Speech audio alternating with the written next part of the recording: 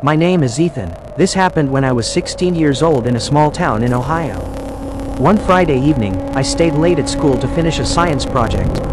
The library closed at 7 p.m., and by the time I packed my things, the hallways were completely empty.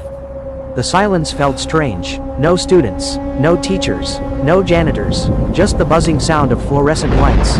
As I walked toward the exit, I heard a voice. Ethan. I stopped. Someone had whispered my name. I looked around. Nobody. Then again, Ethan. This time it came from upstairs.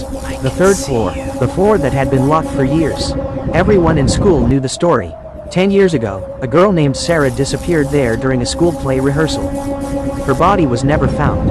After that, strange things started happening. Students reported hearing footsteps, classroom doors opening by themselves, whispers in empty hallways. Eventually, the third floor was permanently closed.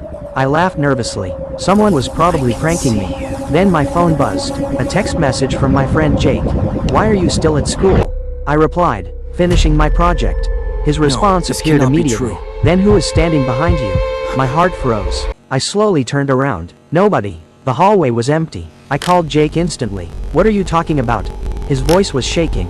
"Dude, I can see you through the security camera app. Someone was behind you." I felt cold. Very cold. Then the lights went out.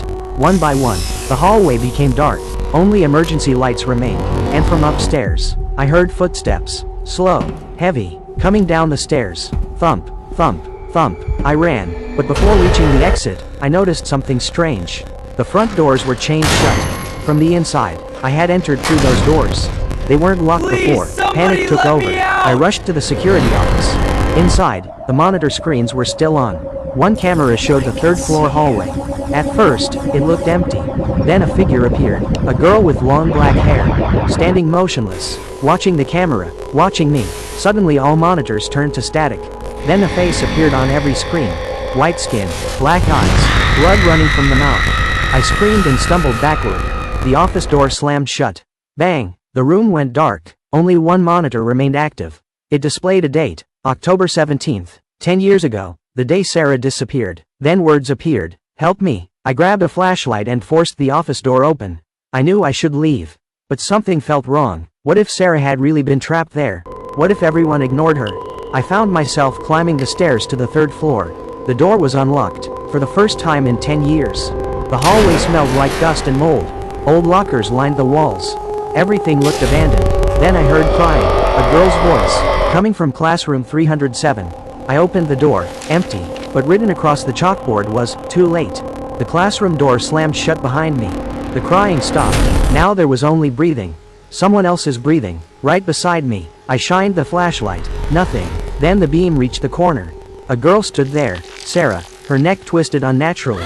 Black eyes staring directly at me. She smiled. The flashlight died instantly. Darkness. I ran blindly through the hallway. Footsteps chased me. Lockers slammed open. Glass shattered. Children laughed from empty classrooms. I finally reached the staircase. But Sarah was standing at the bottom, waiting. Then I remembered something. The newspaper article. Sarah had disappeared during a fire drill. Everyone left the building. Nobody realized she was missing until hours later. She wasn't murdered. She was trapped, locked inside, alone. I looked at her and whispered, "I'm sorry." The hallway became silent. Sarah slowly lowered her head. Then she vanished. The lights returned. The doors unlocked. Everything was normal again. I ran outside. The police searched the school after hearing my story. Weeks later, workers renovating classroom 307 discovered a hidden maintenance space behind a wall. Inside were human remains. DNA testing confirmed them. They belonged to Sarah. 10 years after disappearing, she was finally found and finally free. But sometimes, when I pass that school at night, I still see a girl standing in the third floor window, watching, smiling, waiting for someone else to stay late.